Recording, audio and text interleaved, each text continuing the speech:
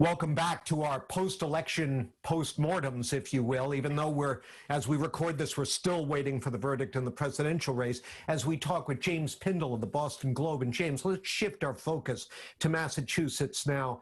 To me, Governor Charlie Baker was kind of a hidden winner on election night, even though he wasn't on the ballot.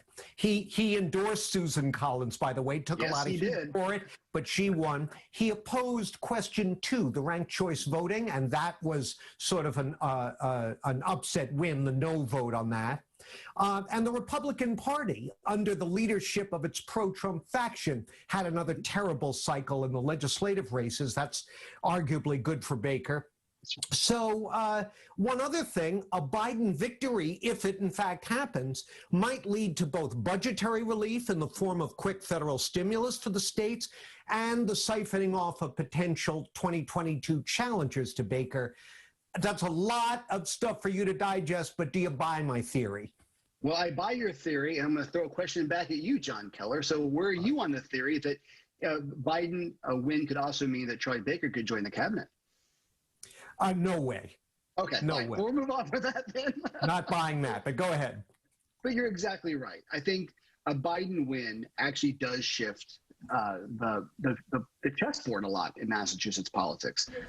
You can start even next year with the mayor of Boston's race. If Marty Walsh is the ambassador to Ireland, or pick your position, we have an open seat. But to do your broader take here, yes, Charlie Baker had a very good election. I think a lot of us were very interested in what was going to happen with question 2, the ranked choice voting question. And because Charlie Baker so rarely weighs in on something like that, it was very interesting that he weighed in so strongly on that take. And clearly that side won. And if I may note here, just about every major Democratic elected official, both our senators, former Governor Patrick, a whole range of others, they were for ranked choice voting. Baker was out there all alone, and he picked the winning side. That's right. And you have to wonder again, when it came, Maine is the only state that has it. Massachusetts would be the second. And when the process was going through Maine, and even now, you have to wonder if some people at the polls, and remember, it was kind of tight, were saying, I just don't even understand what these very clear instructions, I still don't even understand what they're asking. So the default to vote no has been pretty consistent around the country. You have to do a lot of education on it. However, question 1 regarding access to automotive computer data, the yes side won in a landslide. Now that also was a confusing ballot question.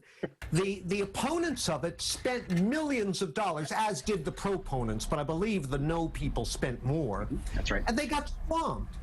What happened there? And I wonder, James, that early ad push by the no people, showing the woman walking to her car in a deserted garage, and all of a sudden it looks like she's about to be accosted, and their theme was, if you give access to this data, you could be stalked and hacked and everything.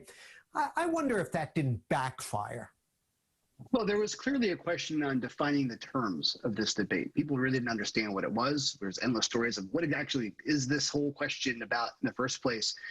But I think it was very smart for the no people to do the tactic that they did. We can discuss the tactic of that specific ad or whatever. But is the question of, is it about the little guy, your local auto repair guy that you love and you trust because you found the one person who's going to be honest with you, against the big corporate dealerships and whatever else?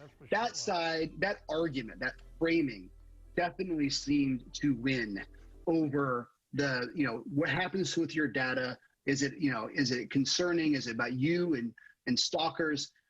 We do live in an age, and I'm not saying that is not an insignificant concern, but we do live in an age where Google knows more about me than my wife. And I'm an open book with my wife, but I'm just saying we give up so much data in the first place that I think that the framing of that issue went on the other side.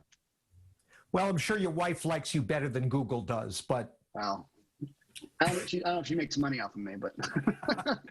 Listen, James, thanks very much for your time. Really appreciate it.